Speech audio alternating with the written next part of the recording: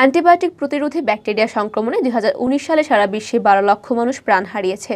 AIDS কিংবা ম্যালেরিয়াতে প্রতি বছর যত সংখ্যক লোক মারা যায় এই সংখ্যা তার দ্বিগুণ বলে এক গবেষণার ফলাফলে জানা গেছে। দরিদ্র দেশগুলোতে সংক্রমণ পরিস্থিতি সবচেয়ে ভয়াবহ বলছে এই গবেষণা। তবে অ্যান্টিমাইক্রোবিয়াল রেজিস্ট্যান্স সবার স্বাস্থ্যের জন্যই ঝুঁকিপূর্ণ।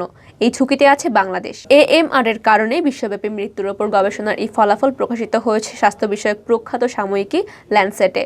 যুক্তরাষ্ট্রের ইউনিভার্সিটি অব ওয়াশিংটনের নেতৃত্বে আন্তর্জাতিক বিশেষজ্ঞরা 204টি দেশে এই গবেষণা চালান। ছোটখাটো অসুখে অ্যান্টিবায়োটিকের নির্বিচার প্রয়োগের ফলে মারাত্মক অসুখ বিসুখের ক্ষেত্রে অ্যান্টিবায়োটিকের কার্যকারিতা অনেকখানি কমে যায়। আগে সাধারণ অসুখে পড়ে আরোগ্য হতো এমন সব রোগে এখন মানুষ মারা যাচ্ছে। ব্রিটেনের স্বাস্থ্য বিভাগ বলছে অ্যান্টিমাইক্রোবিয়াল রেজিস্ট্যান্স AMR এখন এক গোপন মহামারীতে পরিণত হয়েছে।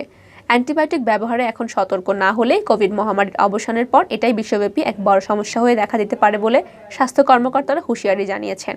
গবেষকরা বলছেন 2019 সালে সরাসরি AMR এর কারণে বিভিন্ন রোগে মারা গেছেন 12 লাখ মানুষ। আরও 50 লক্ষ মানুষ প্রাণ হারিয়েছে AMR এর সাথে সম্পর্কিত নানা অসুখে। AMR এর মৃত্যুর প্রধান কারণ হিসেবে চিহ্নিত করা হয়েছে নিউমোনিয়ার মতো লোয়ার রেসপিরেটরি সংক্রমণ এবং রক্তের সংক্রমণকে, যেখান থেকে পরে সেপসিস হয়।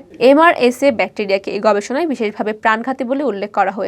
ইউনিভার্সিটি অফ ওয়াশিংটনের অধ্যাপক ক্রিস মারে বলেছেন, এই গবেষণায় সারা বিশ্বে অ্যান্টিবায়োটিকের প্রভাব কমে যাওয়ার প্রকৃত চিত্রটি ফুটে উঠেছে। আমরা যদি এই লড়াইয়ে টিকে থাকতে চাই তাহলে যে এখনই দ্রুত ব্যবস্থা নিতে হবে।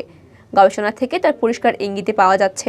এদিকে বাংলাদেশের রোগতত্ত্ব, রোগ নিয়ন্ত্রণ ও গবেষণা প্রতিষ্ঠান IEDCR এর এক চলমান গবেষণায় উঠে এসেছে যে দেশে প্রচলিত অ্যান্টিবায়োটিকের মধ্যে অন্তত 17টির কার্যক্ষমতা অনেকাংশেই কমে গেছে।